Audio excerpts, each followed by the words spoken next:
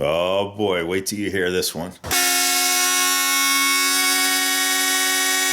Hey, welcome to the Ozzstar Cars channel. On today's fun project, I've got a 2017 F-150 behind me here.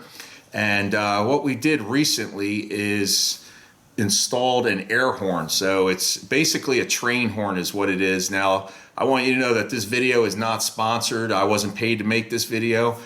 Scott, the owner, a friend of mine, is here. We're going to demonstrate it for you guys. And what I want to show you is the installation procedure that we did.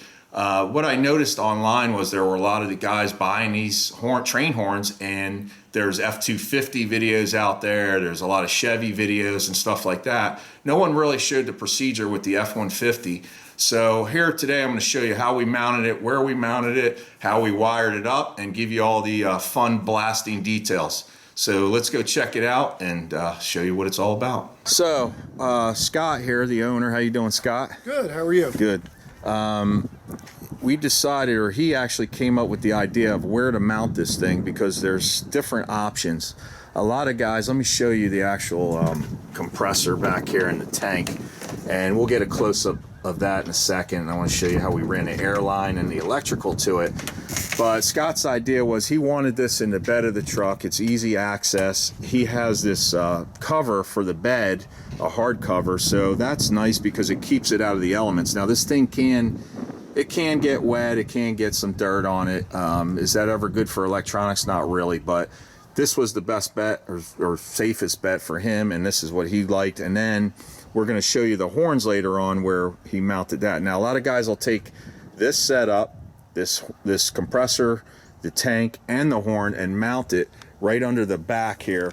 They'll take out the spare tire, which is great as long as you don't get a flat, I guess, or you got AAA, but they'll take the spare tire out and mount everything right up under the bed.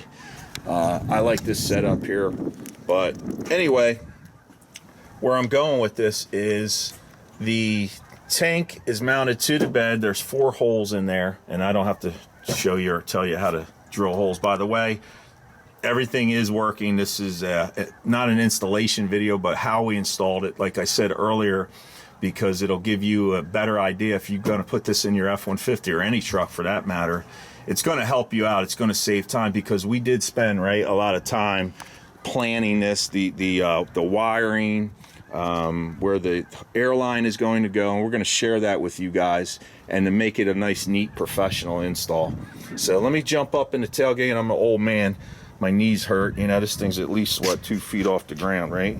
So we'll get up in there and I'll show you some more details. So the kit, the horn kit, does come with instructions that were printed offline, and it comes with the paperwork and a couple of great stickers. So right there you can see that. That's 2 in the pink and 1 in the stink right there. So let's get busy. Hey, it is what it is, Scott, you know. So we took the, as you can see, the tonneau cover off here. And you mind handing me that light real quick so I can show some details. Now here's what we did. We took, and the first thing we did was mount the compressor. This is the compressor, this is the tank. It's a 2-gallon tank, by the way. What's this model called? This is the 228H. Okay, and what was the name of it? There was a name. The horns are the Psycho Blasters. Psycho Blaster, right? Because they have different levels of horn blasting, right? Correct. This one has 2 horns, which we'll show you guys. Some are up to, I think, 5 horns. Correct. Okay, yeah, so this thing's pretty loud, so I don't know, the 5 horns about at the insane level.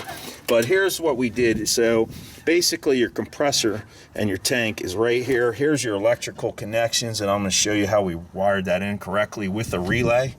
And my buddy Terry at the Studsman channel, he'll be proud of me. He's an electrical engineer. Check him out here on YouTube. He knows what he's doing, and the relay is the way to go, and I'll explain that shortly. But here's our airline out, and we drilled this right through the bed. There's a grommet. I'll show you that separately. But we have the relief valve here. So is this thing charged up right now? Oh, yeah. So, all right, so there should be pressure in here. Yeah, there's plenty of pressure. as far as the electrical, we've got a hot and a ground coming into the compressor, and then we have a pressure switch right here, which is a 2-wire. And I'm going to separately draw out the schematics for this and how we did it, so that what was important to me in designing this or having it run for Scott was that this compressor only runs, there's no on-off switch, by the way, here. It only will run when the truck is either the ignition is on or the truck is running. So that this will never, it's basically hot wired, and it will never come on by itself. So if the pressure sensor senses the pressure's low, it'll tell the tank pressure gets low, it'll tell the compressor to kick on, right? Well, we have it set so in the middle of the night this thing can't be running and drain the battery down. And it does pull on startup, I believe it was like 25 amps. In fact, they give you the specs on top right here, and normally you can see right there it draws 19 amps just running, and on startup I believe it was about 25. So we have a 35 amp circuit, and we'll go under the hood at the battery and I'll show you how all that's done. But anyway, as far as the logistics, this airline here goes all the way to the front of the truck. Scott chose to put the horns behind the front bumper. So this airline, and I'll show you where we chased it, is one piece, which I thought was smart, because the less fittings you have, the less chance of leakage. So if this thing even has a small leak, it's going to eventually, keep the compressor running, and of course the more the compressor runs, the shorter the lifespan. And then as far as the wiring, we got our harness back here. Ford has these factory plugs on both sides of the box. So down here, you could have mounted on this side too, I guess, but we chose to run it right through there, and I'll take you below to look at that.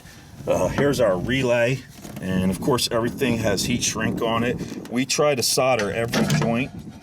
There's a bracket right here that we installed, but we try to heat shrink and solder every joint that we could. Unfortunately, with the wiring on this Chinesium relay here, it wasn't soldering too well, so we did crimp it, but we sealed it tight with that right there. You can see that, and he does have the tonneau cover on here, so let me try to set that on here. I'm trying to work with one hand. Hold on for a second. There we go. And what I was saying was, it's pretty dry back here. I want to show you the airline routing that we chose with this F-150. Now, here's the grommet I was talking about. You can get these, I believe Scott bought a kit at Harbor Freight, pretty cheap, right? Is that so? A couple, like $5-10 or something, you get a whole kit. The whole kit? Yeah, and to give you guys an idea, so it'll save you time, that airline right there, it was outside diameter. We used the 7/8. So you got to drill a 7/8 hole through the bed. Of course, do not go over here where your fuel tank is under here. I'm going to show you in a second what's going on down there. Drill a 7/8 hole, and this piece is grooved on the edges, as you can see that, and it'll pop right in there, and then you'll have a nice clean mount or location for your air hose to come through, because you don't want it to chafe on the metal. If you just drill a hole, there's vibration, the truck moves, it twists and all that, it can rub through, and you don't want that. So that's what we did there. I believe we also did the same thing for the wiring harness through the back, and that's just for safety precautions, and it's more professional, and we don't have to worry about a problem down the road from that. So there's our airline. You can see how we looped it, one piece. By the way, this was a 25-foot long piece to make it from here up to the front bumper, and I believe there was about 2 foot left over, maybe if that. So if you do this on an F-150, you're going to want to have at least 25 feet. The kit comes with 15 feet, and you could put a coupler in between. You can extend it, but like I mentioned earlier, you're going to have a chance for another leak when you do that. So let me show you how we ran the line. We've got the arch, goes right through the bed. I showed you the grommet, and it comes right down over here to the driver's side. Now, between the bottom of the box and the top of the frame right here, we have about a 2-inch gap. If you look to the left, you'll see the line that's shiny. See how it comes around here? We just gently persuade it and bend it up towards the driver's side here, down along the frame. Now, everything is held in with the wire tie. So you can see here, it's all nice and secure. And let me come down. Got some light set up so you guys can see, but you can see it like right here. See how we tied it in? There's plenty of holes in the chassis to attach it, and that goes right up to the engine compartment and then loops around. If I can get a shot of that, I believe, Scott, didn't we take the air cleaner box off to get to that, or? We did take the air to do cleaner that? box off just to give us a little bit of a channel to run the Right. line.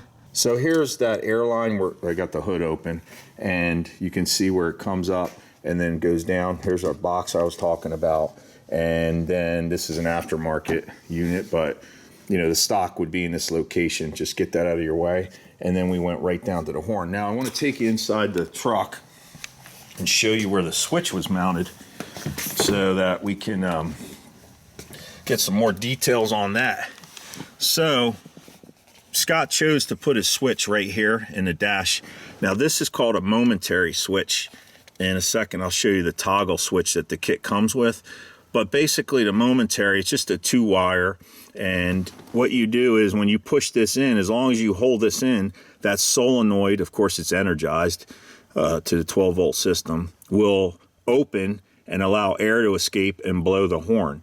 So the stock one, or factory horn blaster, comes with a toggle.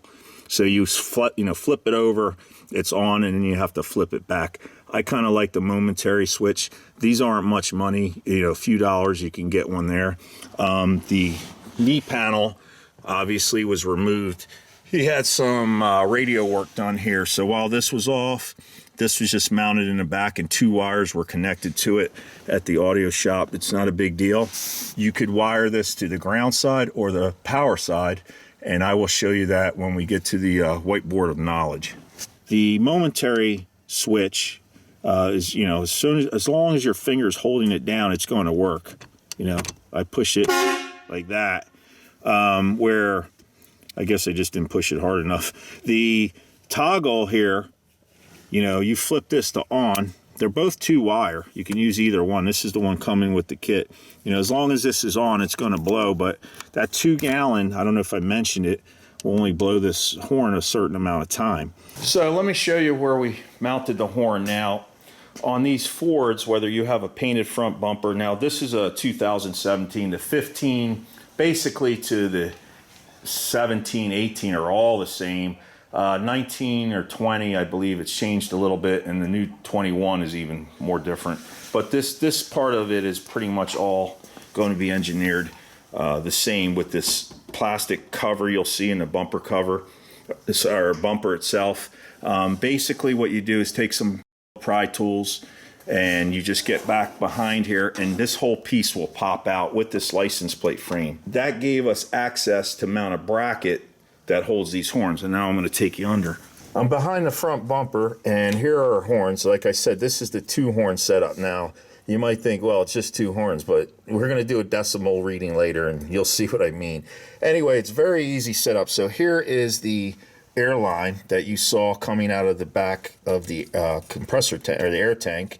It comes right in here, and I'll show you the routing for it. It's just a pressure fitting right here. Simple, pop it on, tighten this down, you're good to go. Now what we do is, after we pressure up the tank, we want to check for leaks. So I have some soapy water in a bottle and just sprayed this down, made sure there weren't any bubbles coming out. This one did happen to have a slight leak, so we got it snugged up, and that was gone.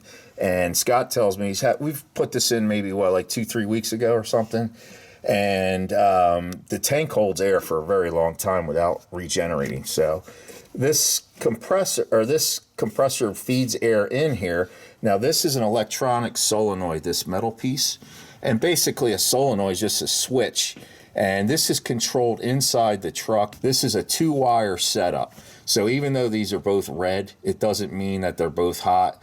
You could have any color wire you want, but what I can tell you is one goes to ground and one goes to a battery source, which I have an inline 5-amp fuse to this. This solenoid draws very little amperage, so I do not have a relay on this circuit up front.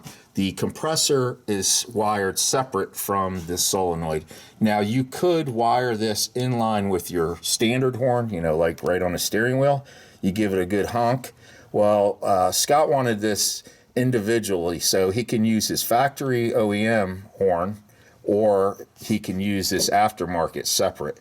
So he didn't want them both at the same time, which is kind of, it's funny only because when you hear this thing, how loud it is, you might not want that other horn this horn here blasting in your neighborhood too often, unless you like visits from, I guess, the cops or whoever would show up. But anyway, that's how this is set up now. Scott told me that this setup here, he reminded me, I should say, has its own bracket back here, and without popping that black cover off, you can't see it. We drilled holes through this metal frame right here from the front. That's why we took the plastic off. And then we just, what do we use? Taps, like self-tapping screws on that, or the bolts that came with the kit actually fit in there, Scott? I used stainless steel. I believe they were 8mm bolts, and they were Okay. 2 inches or 1.75 inches long. Okay, so just the small number 8s. And there were 3 of them, that I do remember. And that was it. So that's how this is held on. It's super strong, super durable. And you got good clear access to hook up your wiring. Now you can see this harness that we made up here with this plastic. So we did all this to make it professionally looking and running it through the chassis, or around the chassis, I should say, so that nothing would chafe and we wouldn't have to worry about a short.